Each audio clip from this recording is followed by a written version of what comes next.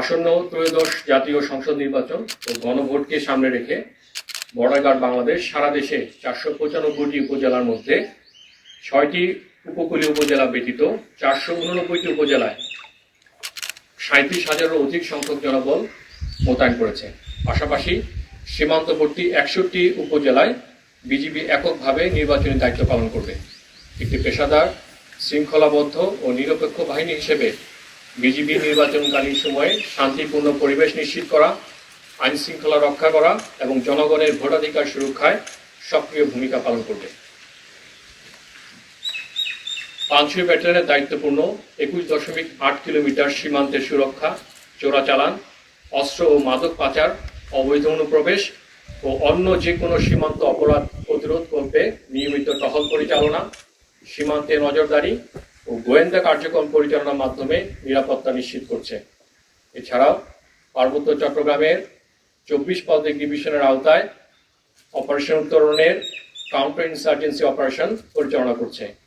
উপরোক্ত গুরুত্বপূর্ণ দায়িত্বসমূহ পালনের পাশাপাশি পানছড়ি ব্যাটালিয়ন পানছড়ি উপজেলায় 25টি ভোট কেন্দ্রে ও দীঘিনালা উপজেলার বাবুছড়া ইউনিয়নের একটি ভোট কেন্দ্রে মোবাইল ও স্ট্যাটিক ফোর্স হিসেবে নির্বাচনের দায়িত্ব পালন করবে।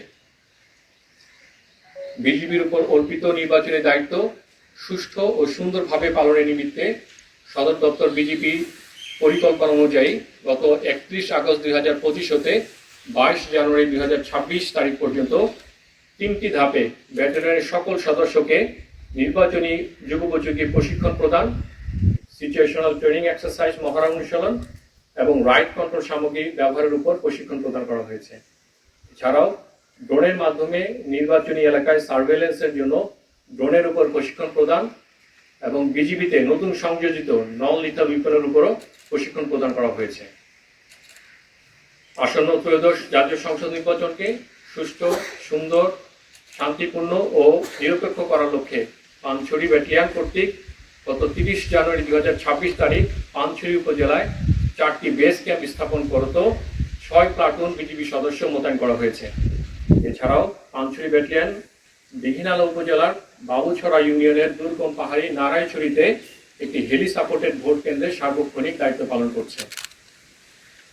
উক্ত মোতায়েনকৃত জনবল নিয়মিত নির্বাচনী এলাকায় গাড়ি যোগে, পায়ে হেঁটে, নদী পারাপার হয়ে ডোমিনেশন টহল পরিচালনা এবং টহলের পাশাপাশি ভোট কেন্দ্র ও এর আশেপাশে এলাকাগুলো ড্রোনের মাধ্যমে সার্বক্ষণিক পর্যবেক্ষণ করা হচ্ছে তল্লাশি কার্যক্রম পরিচালনার জন্য।